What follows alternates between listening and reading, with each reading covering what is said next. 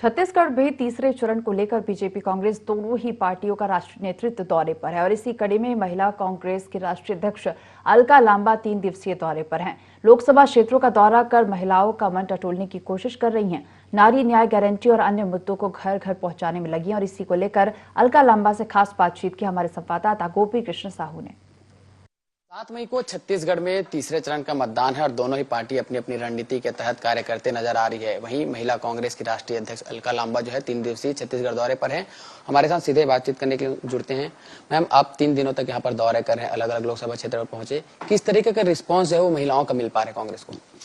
देखिए, आपके सवाल का जवाब मैं दिल्ली बैठकर नहीं, छत्तीसगढ़ में बैठी हुई हूँ और 3 दिन से बैठी हुई हूँ और महिलाओं से मिली, दुर्ग गई, भिलाई गई, बिलासपुर गई, रायपुर में हूँ और तीसरा चरण में 4 सीटों का मतदान है। पूरी तरह डबल इंजन की भाजपा सरकार यहाँ पर है, लेकिन महिलाओं से जब मैं मिली बताया कि महंगाई से बहुत परेशान है। सरकार ने 1000 रुपया देने का वायदा किया था, कुछ को आया, कुछ को नहीं आया। जिनको आया वो सवाल पूछ रहे हैं, क्या इतनी महंगाई, इतनी बेरोजगारी में 1000 रुपए में 1 महीने का घर का खर्च चल सकता है? नहीं चल सकता मोदी जी। इसलिए हमने कहा है कि हम नारी न्याय, हमारे न्याय पत्र में लिखा है कि हम सरकार में आएंगे तो छत्तीसगढ़ और देश की बहनों को 1 लाख रुपया सालाना, हर महीने उनके बैंक खाते में 8500 रुपया डालेंगे ताकि हमारी बहनें महंगाई से लड़ सके और अपने घर चूल्हा जला सके। बेरोजगारी सबसे बड़ा मुद्दा है। अब प्रधानमंत्री जी का वायदा था 10 साल में 20 करोड़ रोजगार देंगे। 20 करोड़ रोजगार कहाँ है? सच्चाई है कि 45 साल में बेरोजगारी के रिकॉर्ड टूट गए हैं। 30 लाख सरकारी पक्की नौकरी के पद खाली हैं।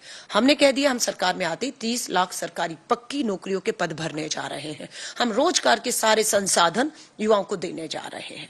किसान, क्या वायदा था 10 साल में?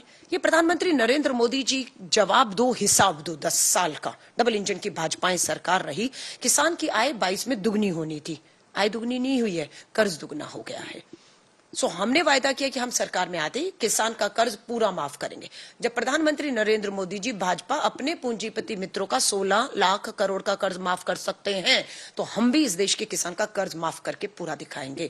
हम उनको एमएसपी पे कानून देने की गारंटी दे रहे हैं। हम उनके कृषि उपकरणों पर जो टैक्स कर आजादी के बाद कभी नहीं लगा, भाजपा ने लगाया, उसको एक बार फिर कर मुक्त करने जा रहे हैं। कोई टैक्स नहीं लगेगा। सेना की भर्ती में अग्निपथ भर्ती ठेके की योजना लाकर सेना को कमजोर करने का काम 10 साल में भाजपा ने किया है। हम ये कह रहे हैं कि इस ठेके की नौकरी रद्द करेंगे, सेना की पक्की नौकरी, पक्की बहाली हम करेंगे। जातीय जनगणना, हम ये कह रहे हैं कि जाति की जनगणना होनी चाहिए, गिनती करो। इस देश में जिसकी जितनी आबादी है, देश के संसाधनों पर, देश की नौकरियों पर उनका उतना हक होना चाहिए, जिसके भाजपा खिलाफ है।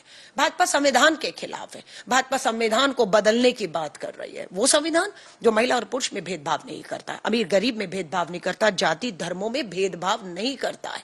लेकिन भाजपा संविधान हटाकर अंबेडकर जी का, आरएसएस का संविधान लाकर SC ST OBC का हक छीनकर आरक्षण को खत्म करना चाहती है। सब कुछ चंद लोगों के हाथ में जैसे अभी सौंप दिया है। रेलवे हो, एयरपोर्ट हो, संपत्तियां हो, खदानें हो, कुछ चंद लोगों के हाथ में सौंप दिया गया है और देश पूरा बर्बादी की तरफ जा रहा है।